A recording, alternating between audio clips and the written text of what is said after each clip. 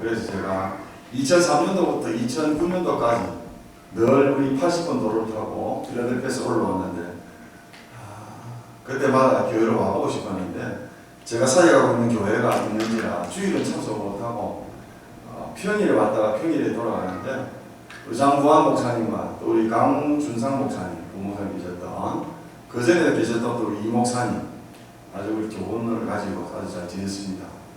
언제 한번 내가 이 교회로 와서 설교를 한번 하나 했는데 제가 이제 브라질 아마존에 가기 전에 이렇게 와서 여러분과 함께 예배를 드리게 돼서 너무 감사하고 또 주 안에서 만나게 돼서 너무 고맙습니다. 우리 한번 기도하겠습니다.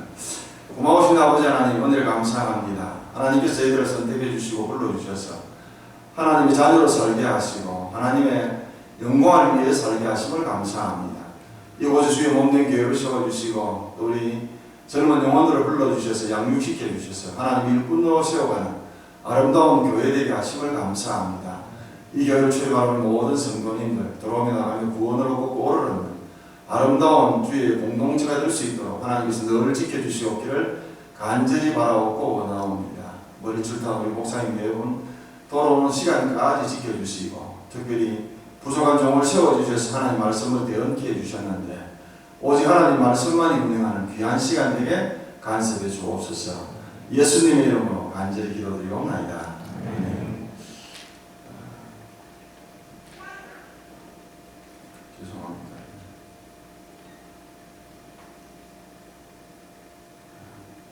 여러분 우리 설교 들으시기 한번 영상을 보시겠습니다. 소리가 안 나요.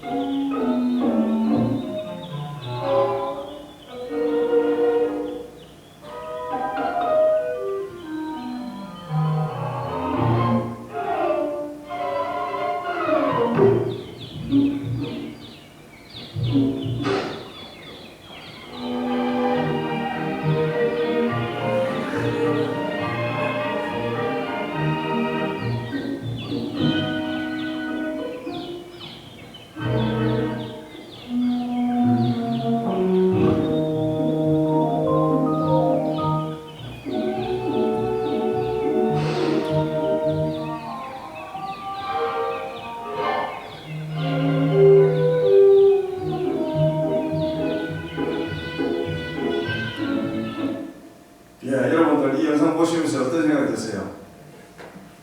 병아리는 자기가 보호하고 난 뒤에 제일 먼저 보이는 짐승이 자기 어머니인 줄 안다고 그렇게 얘기합니다.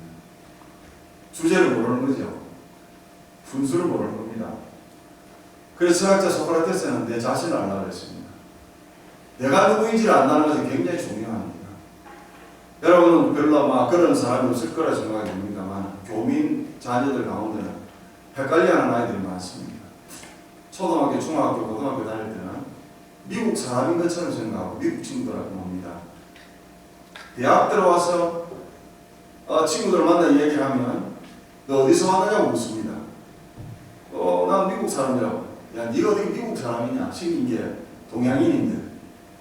이렇게 이렇게 이야기하면 아이들이 헷갈리지만, 난 미국 사람이야. 미국에 태어나고 미국이 잘 안 된다. 미국 사람이야. 아니야. 너는 종이로는 미국 사람일지 모르지만 너는 우리나라 사람이 아니야. 아직 정체성이 혼란을 가지고 합니다. 그래서 어떤 아이들은 그것 때문에 고민을 하고 그것 때문에 굉장히 어려움을 겪는다고 이야기합니다. 비단 이 불신자들 혹은 교민 아이들만 가지고 있는 그런 혼란스러움이 아니라 저는 생각합니다. 예수 믿는 사람 가운데도 자기가 누구인지 모르는 사람이 너무 많습니다. 내가 누구일까? 내가 과연 이 땅에 태어나서 무엇하며 살아야 할 것인가? 내 목표가 무엇이 되어야 할 것인가? 내가 무엇을 위해 살 것인가? 이것은 자기 정체성을 알 때는 아마 쉽게 해결할 수 있지만 자기 정체성을 모를 때는 굉장히 어려움을 겪습니다. 자기 정체성을 인식한다. 여러분 굉장히 중요합니다. 내가 누구인지 어떻게 나를 인식하느냐에 따라서 내가 어떤 행동을 하게 되고 내가 어떤 삶을 살게 될 것인가. 삶에 중요한 여러분 영향을 끼칩니다. 여러분이 예수 믿는 사람이라면 내가 누구인지를, 내가 무엇 때문에 사는지를, 내 목표가 뭔지를, 내 비전이 뭔지를 알아야 이 땅을 정말 가치 있고 의미 있게 살아갈 수 있다. 이 이야기입니다. 오늘 바울은 로마서 1장에서 분명히 우리에게 자기의 정체성에 대해서 이야기하고 있습니다. 여러분 오늘 본문 1절 같이 한번 읽어보실까요? 1절 같이 읽겠습니다. 시작. 예수 그리스도의 종 바울은 사도로 부르심을 받아 하나님의 복음을 위하여 택정을 입었으니라고 있습니다. 여러분 짧은 한 구절 안에 바울은 자기가 누구인지를 우리에게 분명하게 이야기하고 있습니다. 그 첫 번째는 나는 예수 그리스도의 종이다라고 이야기합니다. 여러분 오늘 예수 그리스도의 종 바울은이라고 이야기했습니다. 두 번째는 나는 사도로 부르심을 입었다라고 했습니다. 여러분 사도로 부르심을 받았다. 세 번째는 나는 복음을 위하여 택정함을 입은 사람입니다. 오늘 바울은 자기의 정체성에 대해서 세 가지를 이야기하고 있습니다. 나는 종이다. 누구의 종? 예수 그리스도의 종이다. 나는 사도로 부르심을 받았다. 예수 그리스도로부터 보내심을 받은 사람이다. 나는 나의 할 일은 복음을 위하여 택정함을 입은 사람이다. 라고 자기에 대해서 분명하게 얘기하고 있습니다. 자, 그러면 여러분 바울이 자기의 정체성에 대해서 이야기합니다. 그럼 사람들이 소화. 너는 너고 나는 나다 이거지. 바울은 너는 나 그리스도의 종이고 너는 사도로 부르심을 받았고 너는 복음의 특징을 받았지만 나하고 무슨 상관이 있어? 나는 내 인생 내가 살 거야. 라고 이야기하는 그리스도인들도 있습니다. 그럼 분명히 오늘 우리가 알아야 할 것은 6절에 보면 너희도 그들 중에 있어 예수 그리스도의 것으로 부르심을 받은 사람이다. 다시 말씀드리자면 사도 바울은 자기만의 정체성을 이야기하는 거 아닙니다. 내가 이렇듯이 너희들도 이런 사람이다라고 하는 이야기를 하고 있는 겁니다. 오늘 나도 여러분도 우리 예수 믿는 모든 사람은 예수 그리스도의 종으로서 예수 그리스도의 사도로서 복음을 위하여 택정함을 입은 사람으로서 살아야 한다 하는 이야기를 본문에서 이야기하고 있습니다. 좀 더 디테일을 자세하게 이야기하면 종이 뭐냐? 예수 그리스도의 종이라고 했습니다. 여러분 종에 대한 이미지가 어떻습니까? 별로 좋지 않습니다. 너는 나의 종. 듣는 상대방 기분 되게 나쁩니다. 뭐라고? 내가 왜 너 종이야? 그러면서 아마 싸움을 하자고 아마 이야기할 수 있을 겁니다. 왜냐하면 종에 대한 이미지는 종은 묶여 삽니다. 주인에게 속해 삽니다. 여러분 종은 자기가 가고 싶은 대로 갈 수 없는 존재입니다. 종은 어떤 면에서 주인에게 신음 당하면 여러분 팔려가게 합니다. 팔려가죠. 여러분 최근에 나온 영화 가운데 노예 12년이라는 영화 보셨습니까? 아 비참합니다. 12년 동안 종으로 사는데 이건 말할 수 없는 고통이었습니다. 그리고 12년 후에 어떻게 우유곡절 곁에 자기 가족을 만났을 때 얼마나 기쁜지 눈물을 흘리면서 부인과 자식들을 만났습니다.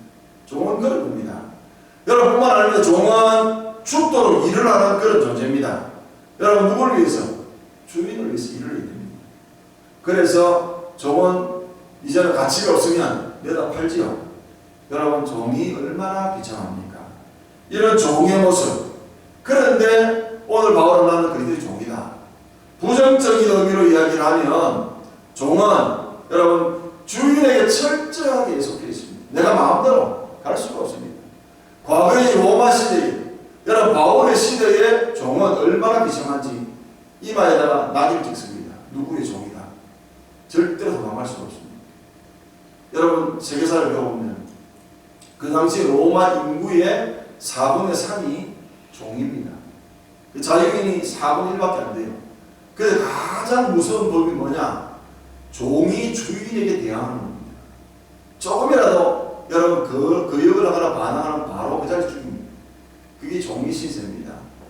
그래서 거기에는 인격이나 뭐 자기의 존재감이나 이런 거 아무것도 말할 수가 없습니다. 억압당하고 무시당하며 사는 것이 종입니다. 뿐만 아닙니다. 종이 어떻게 자유재산이 있습니까? 종이 어떻게 자유가 있습니까? 철저하게 주인에게 여러분 속해서 사는 것이 종의 신세입니다. 여러분 원래 종에 이런 부정적인 의미가 있는가 하면 또 어떤 데서 볼 때는 종에 긍정적인 의미도 있습니다. 우리 모세율법인 우리 출애굽기 21장에 보시면 이 유대인들에게는 아주 좋은 법이 있습니다. 하나님이 이미 그렇게 이야기하셨습니다. 예를 들면 우리 사정이 어려워가지고 우리 집 사정이 어려워가지고 내가 종으로 팔려갑니다. 종은 종이지만 6년이 지나면 7년이 되는 해가 되면 신인이 됩니다. 그럼 무조건 종은 자유할 수 있는 그런 상태가 됩니다. 자유합니다. 그런데 내가 종살이를 하면서 이제 6년을 채우고 7년 때 내가 해방을 받는데 갈 곳이 없습니다. 가족이 없습니다. 가면 직업이 없습니다. 먹고 살기 힘듭니다. 그럼 어떡하냐면 주인님 나는 이제 그동안에 주인에게 받았던 사랑과 그 은혜에 보답하고 살고 싶습니다. 나를 거두어 주어서 나를 당신의 집에 종으로 쓰십시오.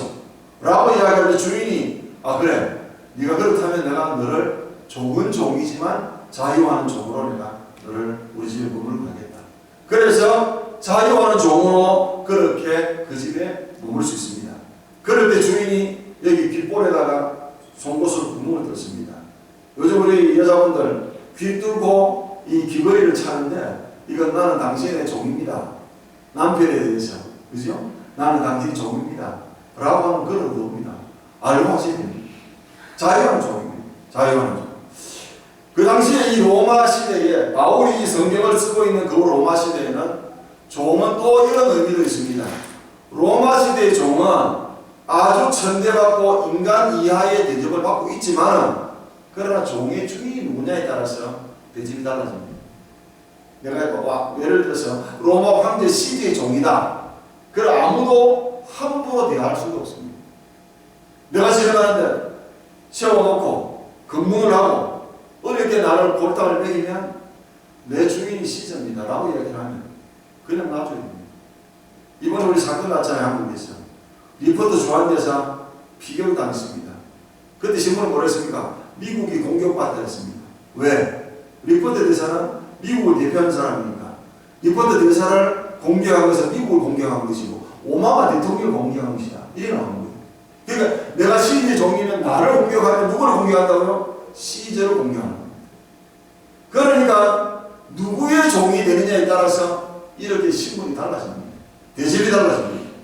아마 그런 의미에서 바울은 내가 그리스도 예수의 종이다. 종은 종이지만 내가 그리스도의 종이다. 로마 황제 종이 아니라 세상 우주 만물을 만드시고 창조하시고 다스리시는 그분 하나님의 종이다. 라고 하는 의미에서 그렇게 말씀하십니다. 여러분과 제가 예수 그리스도를 나의 주인으로 모셨다. 그럼 이제는 나의 주인은 누구라고요? 예수님이시다. 내가 주님을 위해서 산다. 그래서 고린도전서에 보면 우리가 무엇을 하든지 먹든지 마시든지 다 그리스도의 영광을 위해서 하라고 있습니다. 바로 빌립보 교인들이 뭐랬습니까? 네가 살아도 주를 위해 살고 죽어도 주를 위해 죽나니 그러므로 내가 사나 죽거나 주의 것이다. 왜? 내가 그리스도의 종이니까. 내가 그리스도의 종이니까 하는 그런 의지로 그런 이 정체성으로 살아왔던 바울은 나의 달려갈 길을 다 달려 복음을 전했고 이제 내 삶을 마쳤습니다. 이제부로는 나를 위하여 연료관을 예비하신 그 주님 만나는 것이 꿈에도 소원이다. 이런 믿음으로 이런 자기 정체성으로 사는 바울에게 방황이라는 게 있을 수 없는 이야기입니다. 그렇잖아요. 어떻게 방황이 있을 수 있습니까? 자기의 정체성을 모르는 사람은 갈짓자 걸음을 걷는 겁니다. 내가 누군지를 아는 사람은 분명하게 그 목표를 위해서, 그 삶의 가치를 위해서 뛰어갈 수밖에 없다 이 말입니다. 오늘 이것이 바울이 우리에게 주는 교훈이요 권면입니다. 여러분 그리스도의 종이심을 믿으십니까? 믿으십니까? 아직도 나의 주인이 주님이라고 하는 고백이 시원찮네요. 그럼 방황 많이 합니다. 방황 많이 하십시오. 그러나 확실하게 나는 주님을 위해 살겠다라고 생각하는 사람, 여러분 인생에 방황이 있을 수가 없습니다. 오늘도 바로 우리에게 그 정체성을 가지라고 요구하는 것입니다. 두 번째로는 바울이 나의 정체성이 뭐냐? 나는 그리스도 예수의 사도라고 했습니다. 여러분 사도라고 하는 말의 의미가 무엇입니까? 보내심을 받은 사람이다. 보내심을 받은 사람이다. 라고 이야기했습니다. 여러분 예수님의 12제자들, 예수님과 함께 먹고 자고 교육을 받았던 12사도들이 바로 예수님의 사도다. 라고 이야기합니다. 여러분 이런 의미에서도 이 성킴이라고 하는 사람은 주한 대사로 미국에서 파견한 그런 사람이었습니다. 뿐만 아니라 잘 아는 정명문 씨도 친선 대사로 한 단체를 대표해서 보내심을 받은 사람입니다. 여러분 이렇게 한 단체나 한 국가나 어떤 사람을 선정해서 그 사람을 대사로 보낼 때는 거기에 대한 여러 가지 조건이 있습니다. 사도의 자격이 무엇입니까? 대사의 자격이 무엇입니까? 자기를 보내신 분과 직접 만납니다. 만나서 뭘 받습니까? 사령장을 받습니다. 당신은 오늘 이 시간부로 미국을 대표해서 한국 가서 대사로 일하시오 라고 사령장을 주어서 받아갑니다. 오마우 대통령입니다. 여러분 뿐만 아닙니다. 가서 뭐 한국 가서 먹고 들고 놀다 오라 그런 난글이 아니죠. 오바마 대통령을 만나서 중요한 임무를 위임받습니다.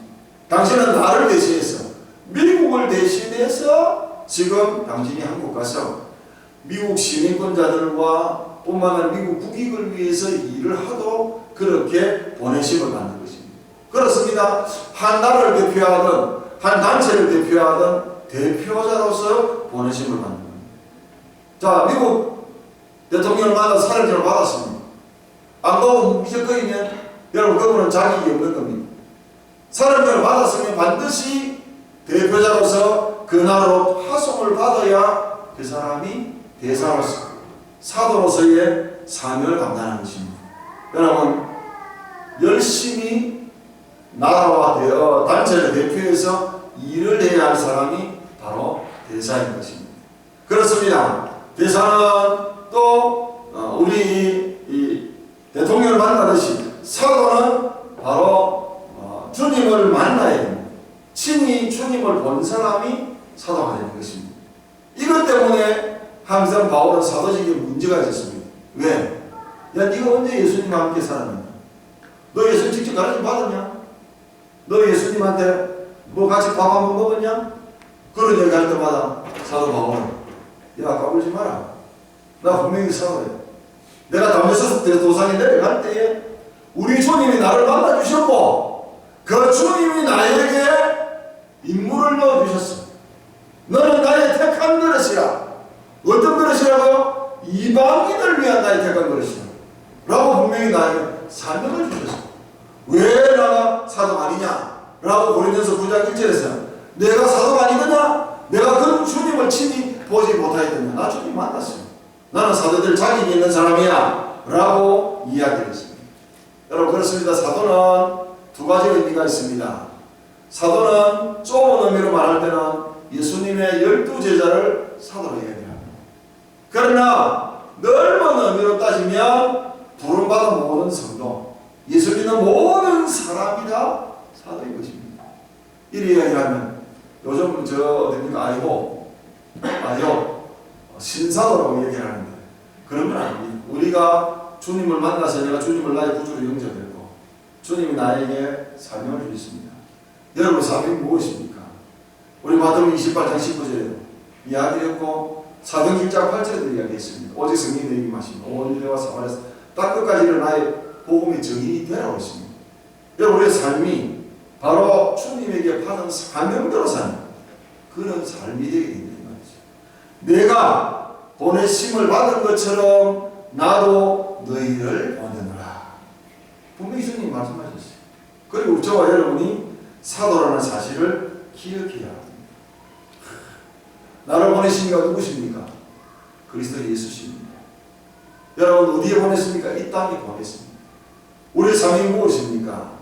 복음을 전하는 일입니다. 이 이야기를 하면 목사님 그럼 다 목사되고 선교사들입니까? 그렇지 않습니다. 여러분 한국에 있으면 한국에 과거에 그 한남대학이라는 대학에 총장을 지시했던 이원설 박사라는 분이 계십니다. 그분은 교수들을 채용할 때마다 인터뷰를 직접 했습니다. 인터뷰를 합니다. 국문학의 교수 김 교수님, 예, 학력 좋고 그 다음 연구 실적 좋고 다 좋은데 한 가지 질문하겠습니다. 국문하고 예수님하고 무슨 상관이 있습니까? 당신이 학문하면서 그 학문 속에 만났던 예수님을 제자들에게 가르치십시오. 수학과 교수, 생물학과 교수 인터뷰할 때마다 당신이 연구한, 당신이 공부한 그 학문 속에 있는 주님을 전가하십시오 라고 부탁을 했다는 겁니다. 여러분 지금 이 안에 계신 우리 학생들 아마 전국이 다 틀릴 겁니다. 그렇죠? 틀리는 가운데서도 여러분들이 만나야 할 주님, 여러분 학문 속에서도 역사해야 합니다. 저는 아들 둘입니다. 두 아들과 패스트에 나왔습니다. 아들이 제가 뭐 강요는 안 했습니다만 제가 너희들은 커서 장차 될 사람이 있는데 다른 거 말고 딱 두 가지만 가지고 생각하고 있습니다. 첫째는 목사가 되든지 두 번째는 목사를 돕는 사람이 되든지 두 가지 중에 하나를 하라고 했습니다. 큰 놈은 아빠 나는 뭐 목사를 그 능력이 안 되니까 나는 나중에 장로로서 목사 섬기겠어요.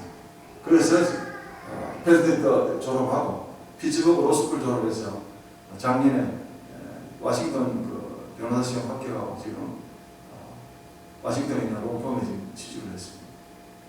제가 선교사를 나간다 그러니까 아빠 내가 부족하지만 선교를 돕겠다고 오케이. 목사도 없는 사람들. 둘째는 펜트 졸업하고 한국 가서 선생 좀 하다가 아빠 나 목사 되겠어요. 그래 들어왔어요. 웨슬리신학 졸업하고 원래 4월달에 목사 암수 받았습니다. 여러분 우리의 삶의 목표가 뭐냐? 내 사명이 뭐냐? 바로 바울이 우리에게 보면 내가 주님의 종이다. 내가 주님의 사도다.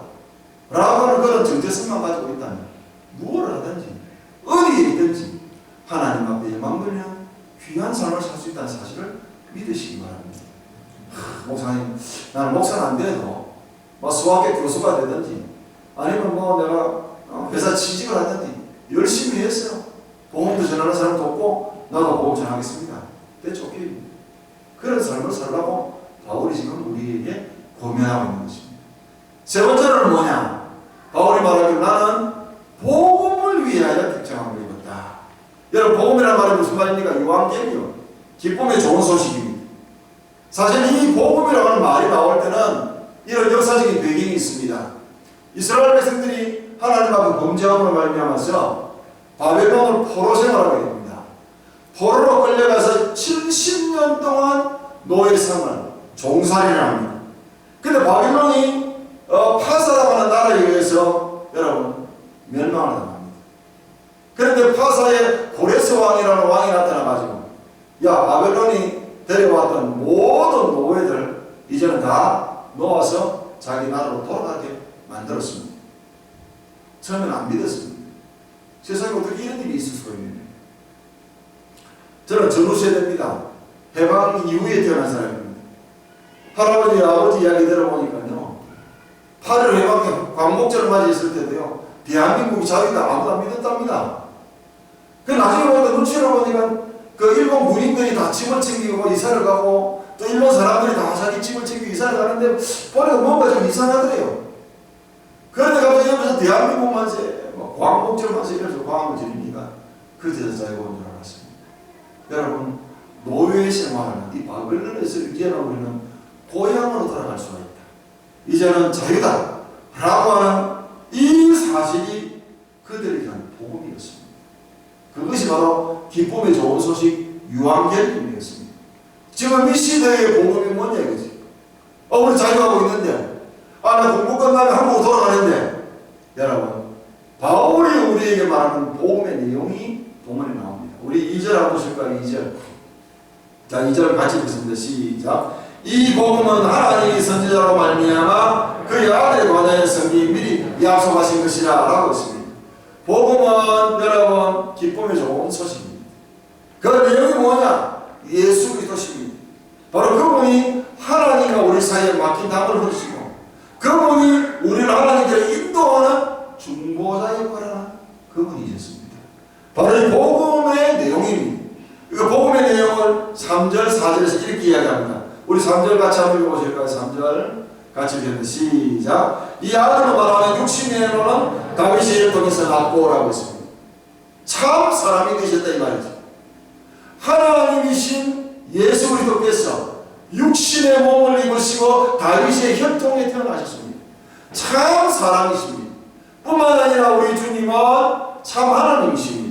우리 4절에 보시면 성결의 영으로는 죽은 자 가운데서 부활하여 능력을 하나님의 아들로 인정되셨으니 곧 우리 주 예수 그리스도시라. 참 하나님과 동시에 참 사람 되신 그분이 우리를 위해서 십자가에 달려주셨다. 이게 복음입니다. 이게 복음입니다. 이 복음의 전령사로 우리를 불러주셨습니다. 여러분, 저와 여러분이 예수 그리스도의 종이라면, 저와 여러분이 주님께로부터 보내심을 받은 사람이라면, 내가 복음을 위하여 택정을 입은 사람이라면 우리의 삶이 어떻게 되어야 되겠습니까?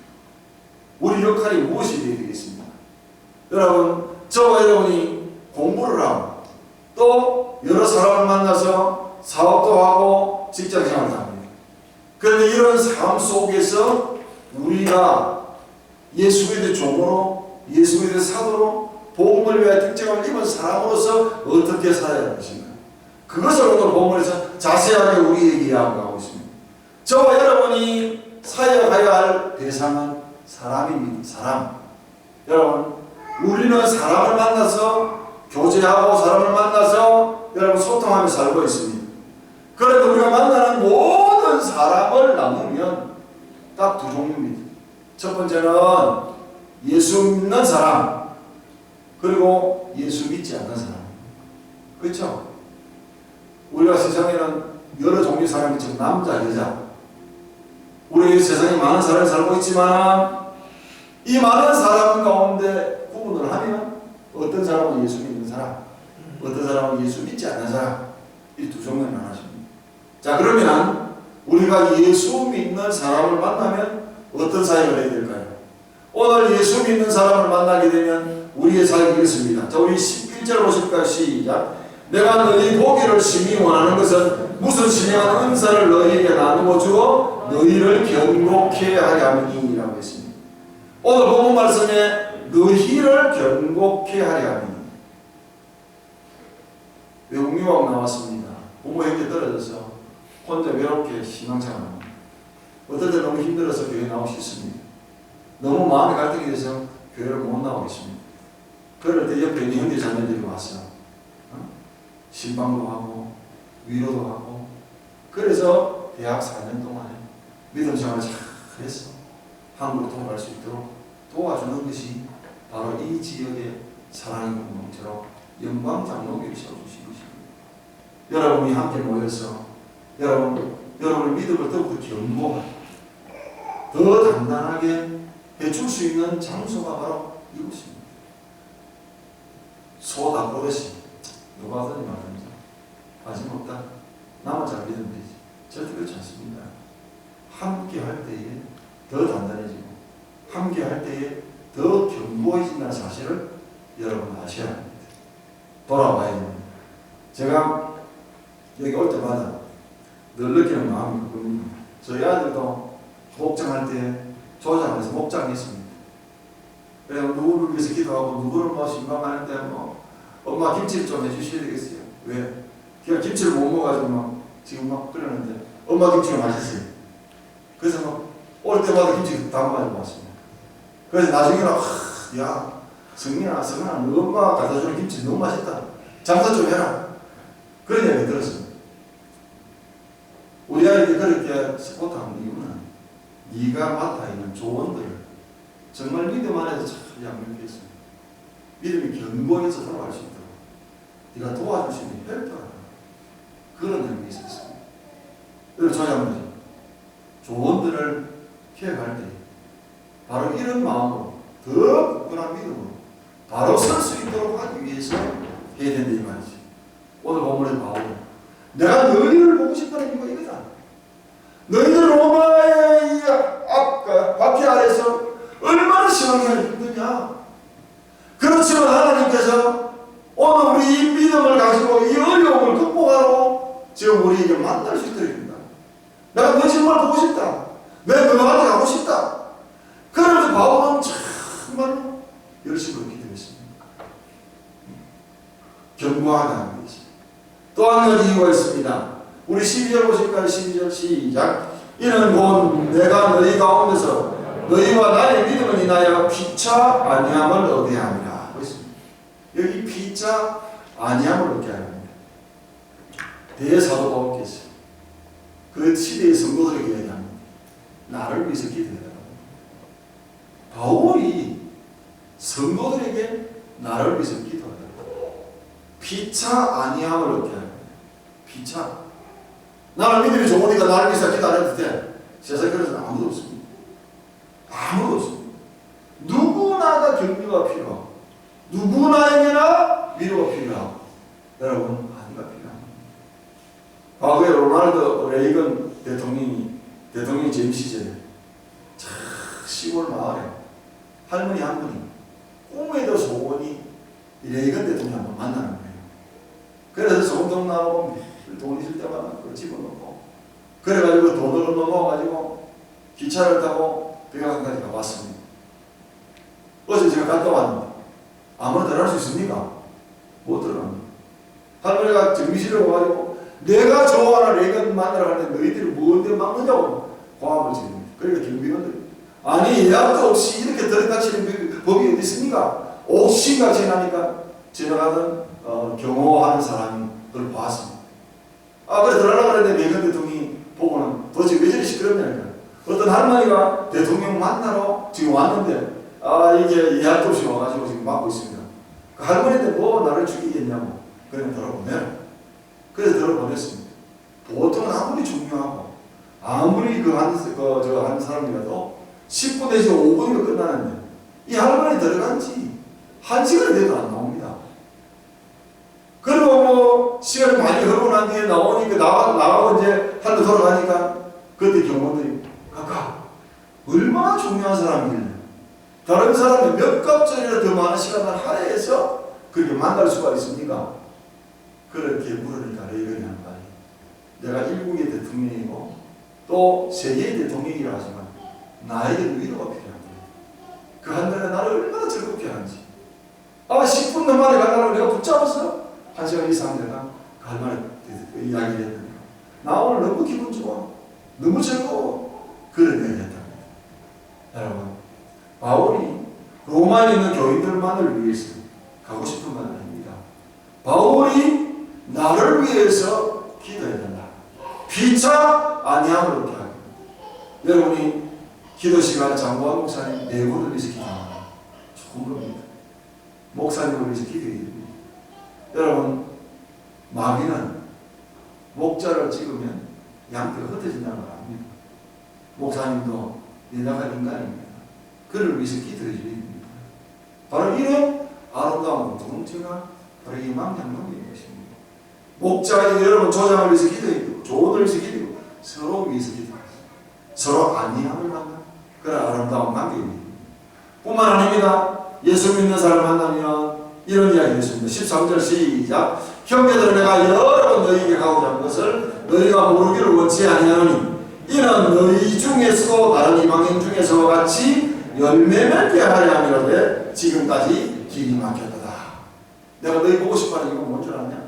바로 열매 맺는 삶을 살다.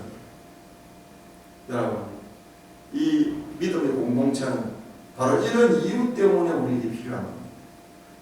우리끼리 외로우니까 먹고 놀고 즐기자. 그거 아니죠. 우리의 믿음을 더욱더 굳건하게 여러분 힘들고 어려울 때마다 서로 위로하고 서로 격려하고 서로 도와줄 수 있는 그런 아름다운 거죠. 바로 믿는 사람을 만났을 때는 이런 사명을 수행합니다 하는 얘기입니다. 그냥 너희들끼리만 잘 믿고 잘 먹고 또 전당 가자 이렇게 끝나서 안 된다는 거죠. 오늘 우리의 사역은 믿지 않는 사람에게도 필요합니다. 믿지 않는 사람은 어떻게 하느냐? 14절 보실까요? 14절 시작. 헬라인이나 야만인이나 지혜 있는 자나 어리석은 자에게 다 내가 뭐한 자라고요? 빚진 자라. 빚은 어떻게 됩니까? 갚아야 됩니다. 한 2달 전에 내가 신문을 봤는데, 한국 신문을 봤는데 어떤 사람이 한국에 돈 떼먹고 도망갔어. 미국 17년만 숨어서 잘 지내다가 이제 한 10년 지나서니까 괜찮겠지 하고 들어갔는데 인천공항에서 잡혔어요. 빚지고 도망가면 10년이면 공소시효입니다. 안 갚아도 돼. 근데 얼마나 괘씸했든지 빌려준 사람이 법원에 가지고 딱 10년 되기 전에 또 걸었어요. 그래도 10년 연장됐어요. 그러니까 자기는 10년 지나서 와서 괜찮다 싶은데 10년만 더 참았더라면 괜찮은데 17년 만에 도망가다가 잡혔대요. 빚은 어떻게 된다고요? 갚아요. 자, 왜 여러분이 복음의 빚진 자입니다. 나에게 누군가가 복음을 전해줬어요. 내가 예수 믿었듯이 나도 누군가에게 또 복음을 전해야 될 사람입니다. 여러분 미국 오셔서 아마 참 힘들고 어려웠을 겁니다. 저도 처음에 와서는 이해가 안 되는 나라가 미국이었습니다. 내가 집을 빌리는데 그래 히스토리가 없다고 누군가 코사인이 된대. 내가 내 집 빌리는 누가 코사인을 해? 미국 그렇더라고요. 너를 위해서 너를 믿지 못하니까 너의 후계인으로 누군가가 사인을 해줄 집도 없고, 그래서 신시 아닌 신시를 줬어요. 그러면 이 신시 어떻게 갚죠? 이러니까 그분이 나타난 얘기입니다. 목사님, 나한테 신시 지셨듯이 또 새로운 사람에게 목사님이 갚아주게 됩니다. 그거 참 복음적이다. 누군가에게 내가 복음을 받았습니다. 받았으면 이 좋은 복음을 또 누군가에게 갚아줘야 됩니다. 바울은 예수 믿는 사람이든 믿지 않는 사람이든 누구에게나 이 사역을 감당하도록 우리에게 권면하고 있습니다. 그리고 16절에는 내가 약자임에도 불구하고 이 복음을 부끄러워하지 않는다. 여러분 복음을 부끄러워하지 않는다. 무슨 얘기인지 아시죠? 요즘이야 예수 믿는 사람들은 그런 그 행동 안 합니다만 제가 어렸을 때 말이에요. 예수 믿는다는 게 부끄러워가지고 식당 가서도 기도도 잘 못합니다. 성경책도 이렇게 안 들고 다닙니다. 조그만 가방사가 딱 집어먹습니다. 저 안에 서류가 들었는지 성경이 들었는지 아무도 모릅니다. 007 작전하듯이 예수 믿는 사람이 있습니다. 부끄러우니까. 요즘 예수 믿는 게 자랑스럽습니다. 그런데 요즘 또 하도 난리를 많이 치니까 자살만 했다면 장모님이라 이 성모시기 장모님 또 이 모시기 장모님 사고치고 이러니까 예수 믿는 게 부끄럽다. 그렇게 할 수 있습니다. 그러나 그 사람이 잘못된 것이지 복음이 잘못된 것은 기억합니다. 바울은 우리에게 이런 정체성과 내가 할 일에 대해서 이야기를 하고 있습니다. 마지막 15절에 보면 할 수 있는 대로라고 얘기하고 있습니다.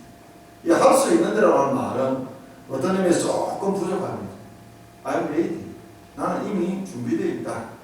나는 내가 누구인가를 알며 예수 그리스도의 종으로서 사도로 보내심을 받았어. 오늘도 나의 복음을 전하는 딜리버리하는 그런 역할을 감당하는 그런 존재다. 라고 우리가 알고 가야 됩니다.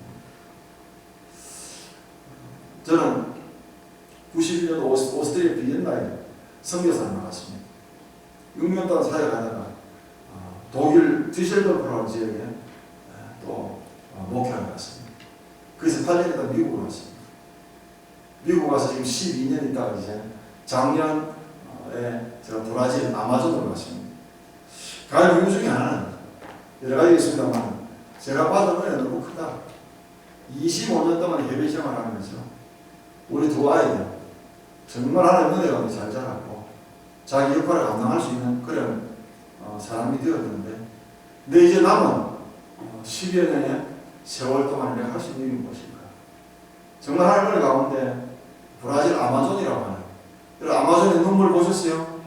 예, 바로 그 전쟁의 그 장소입니다. 거기 10년 전에 우리 목사님 두 가정이 들어가셔가지고 원주민 선교해봤자 내가 복음을 아무리 전하고 그다음 학교를 지었고 복음을 전하고 교회를 세워도 내가 아파서 나온다든지 또 내가 은퇴하고 나오면 후임자 구하기 힘들 텐데 차라리 이렇게 하지 말고 내가 원주민 청년들을 불러서 목사를 만들었어요. 원주민 목사가 원주민에게 선교하도록 만들자. 그래서 10년 전에 신학교를 세웠습니다. 거기에 제가 이제 합류해서 같이 하는. 지금 한국인 가정이 이제 저희 가정까지 4가정이 갑니다. 나머지는 다 뭐 아마존에 있는 원주민입니다. 제가 이제 브라질로 가게 됩니다. 브라질에 있는 공식 언어는 포르투갈 말입니다. 우리가 있는 지역은 브라질 제일 북단에 있는 따바칭가라고 하는 조그마한 마을입니다. 바로 옆에 콜롬비아의 레티시아라는 마을과 페루의 콘스탄자라고 하는 그 마을 세 마을이 묶여 있는 삼국경 신학교 사회학원입니다. 제가 지난 4월달에 둘째 아이가 목사 안수를 받는 말에 와서 지금 머무르고 있는데 지금 7월 20일 다시 들어갈 예정입니다. 그래야 이거는 하나님 이제 남은 10년 세월 동안에 제가 할 수 있는 일이 뭔지 한번 생각해보고 결정하겠습니다.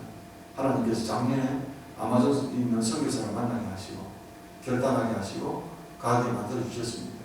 그래서 나머지 10년은 정말 가보니까요 온도가 습시 30도에서 33도까지 왔다 갔다 하는 지역인데 열대 우림이 되니까 습기가 많더라고요.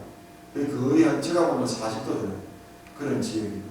하루에 3번 이상 샤워를 해야 할 그런 아주 더운 지역입니다. 덥기만 하면 좋겠는데 모기도 많고 곤충도 많아서 참 어려운 지역인데 아무도 가려고 생각하지 않냐고 어려운 지역이니까 내가 가서 한번 해보자. 마지막 10년은 하나님 앞에 가치 있고 의미 있고 정말 보람 있는 일을 하고 싶다 하는 의도에서 결정을 하고 지금 떠나려고 생각하고 있습니다. 우리 삼국경 선교회 동영상 소개하는 동영상 한 3분짜리니까 보시고 설교 마치겠습니다.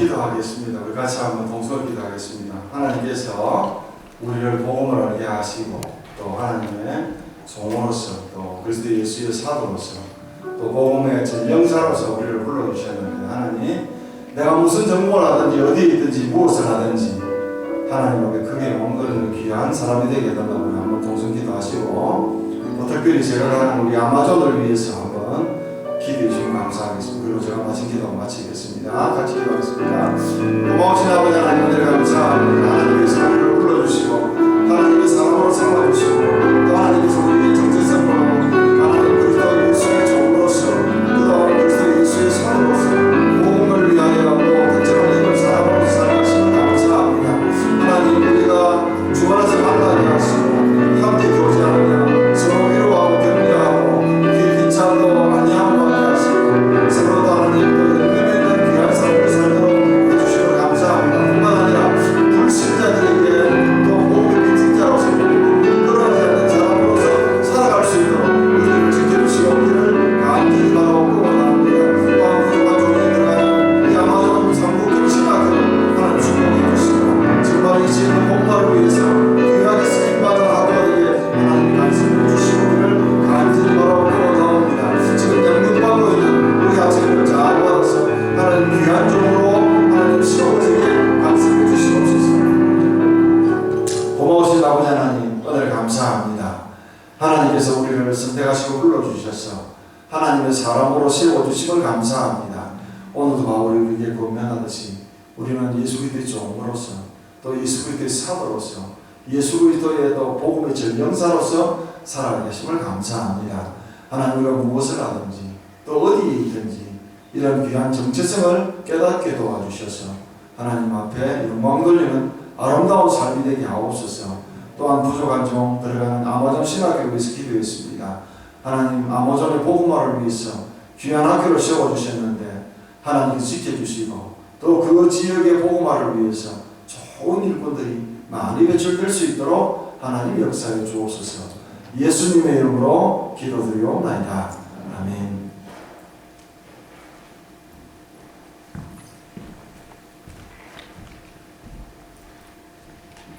네, 저희 함께 찬송가 98장 주 예수 내게 알기 전 같이 부르시겠습니다. 새 찬송은 90장입니다.